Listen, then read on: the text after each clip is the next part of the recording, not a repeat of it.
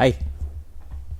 Hey everyone. So this is Sean. Welcome back to my channel. This is a completely unplanned video because it's already the end of the year, so I just wanted to share some thoughts. This is the 25th year of my life, and I got laid off by my previous employer, Google. I had around just under 2 years of experience at Google when I was working as a data scientist. It was interesting, but sometimes not really fun. So I really just want to convert from data science to product management, which I did. And this year I also pitched to Y Combinator. We built a startup within a month and we launched the product immediately, and we got a couple of initial users who were testing the product. So we pitched to YC, and that was earlier in the year, about the same time of the layoff. So how dramatic life is, right?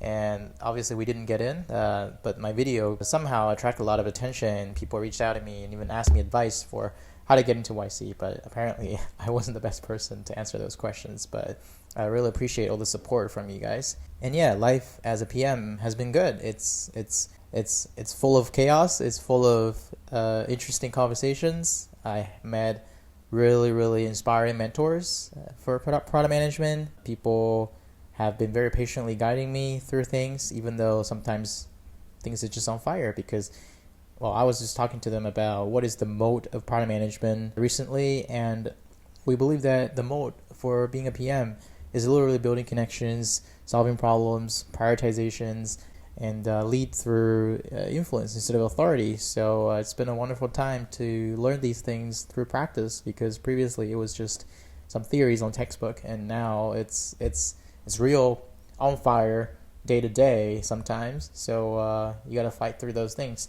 And yeah, I do miss being hands-on on coding sometimes. Well, I still code on the side projects on the weekends or at night sometimes, just to get my hands dirty, or just sometimes I have some thoughts and just wanted to build an app and to see if things work that way. Given all the AI and ChatGPT and stuff, it's pretty easy to code something these days.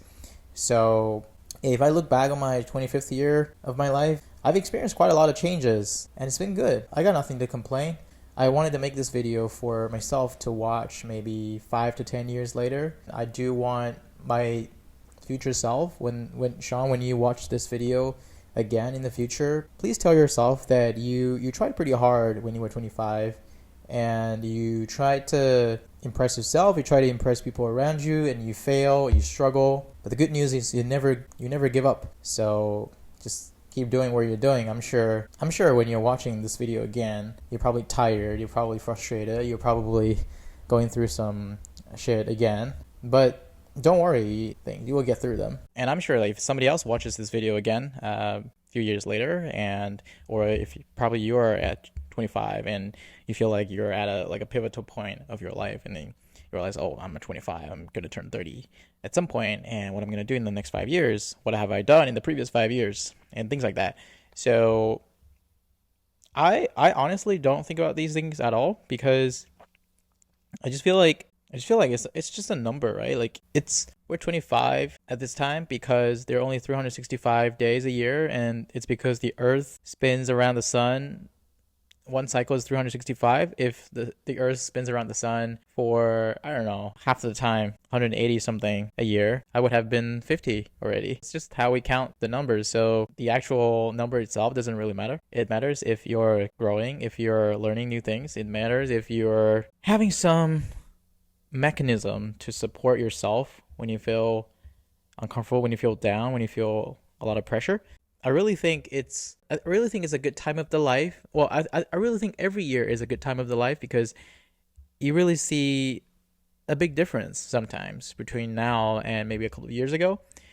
Well, I clearly could see that from the post I made on WeChat or Instagram or even YouTube a couple of years ago.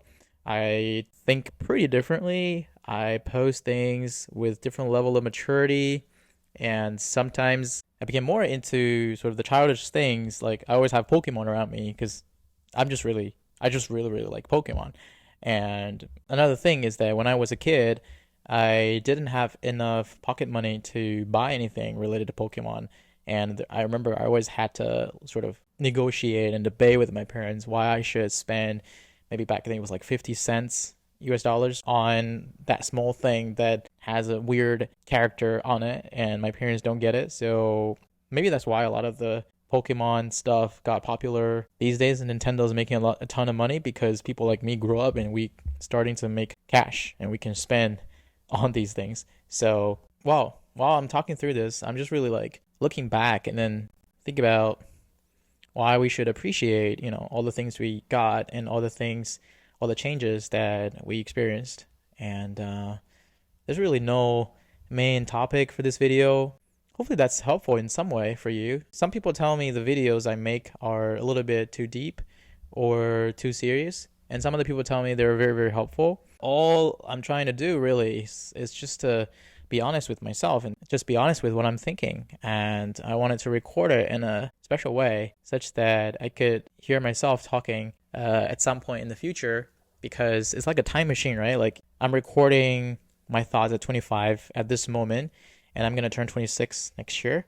And maybe when I'm 30, when I'm 35, I can come back and hear 25th year's version of Sean and then what he was thinking, where he's staying, what sort of Pokemon is he interested in, what sort of job difficulties or startup ideas he was thinking through. Maybe when I'm 30, I've already, maybe my startup already went public when I'm 30, right? Or maybe I'm still working in product management and climbed up the corporate ladder. Who knows? Anything could happen. But just that it doesn't matter which way I will go, which path I will take eventually. This point seems to be like a starting point for everything that's yet to happen. It will be fun when I watch this again. So I also wanted to talk a little bit about my future plans for this channel, because I started running this channel maybe back in 2020. I was just about to finish my master's degree, and I made a couple of videos about my thoughts on MIT and then some of the class events and stuff like that. And it really took off maybe a year ago, because I made another video to talk about how do you break into data science, especially into Google. And I realized that there are a lot of demand on the internet for how do you think about this degree, how do you think about this job, how do you get in, stuff like that. So I guess that's where I got started to build up this community from scratch. And recently I share more and more of my thoughts on technology, on AI, and on startups. So I'm really trying to learn what sort of community I'm building here, because it just grows organically, and then it grows over time when my life changes and I graduated from school. I started finding a job, and I changed my job, changed my career, and I built startups, and then got rejected, get accepted, get rejected. So I guess, I don't know, I guess my audience, how about you guys tell me, like, who are you? I really love to know more about you. Where you're from, what are you working on? Are you a student? What are you studying? Are you a startup founder? What are you struggling with? Tell me about your success. And that being said, I would love to spend more time interviewing people, because I made one video to interview my friend Leo, who was a startup founder, and he shared some really great stories. I think wonderful stories of how he learned the consumer markets in the Bay Area in San Francisco. And I would love to share more content like that, because it doesn't matter if it's like in person or online. We could do Zoom. I think it's wonderful when you share these stories to the outside world, so that people either can relate to you or network with you, or they just learn a ton from you, because like some people might just happen to be doing very similar things, and then they need advice, and they don't know where to find them, and then maybe they just swipe their phone and then figure out there's a video about that. That is really the biggest takeaway I had so far for being a small YouTuber or a small creator, because when your content actually helps some people, they come to you and appreciate your advice, appreciate everything you have done, and that's the single biggest motivation for me to keep doing this. And another motivation, as I mentioned, is just being honest with myself and make some content, record my thoughts at this moment, so that in the future, when I look back, it's like a time machine. But yeah, let me know, folks, like if you have any ideas for what you would like to watch, in terms of school, in terms of jobs, data science, product management, anything, startups, let me know if you happen to be willing to share your stories. Also, you have the way to reach out to me down below. I always tag my LinkedIn, Twitter, Instagram, everything. So would love to make this channel even greater and serve more people and exchange ideas and share stories. So yeah, let's keep in touch. Peace. Thank you.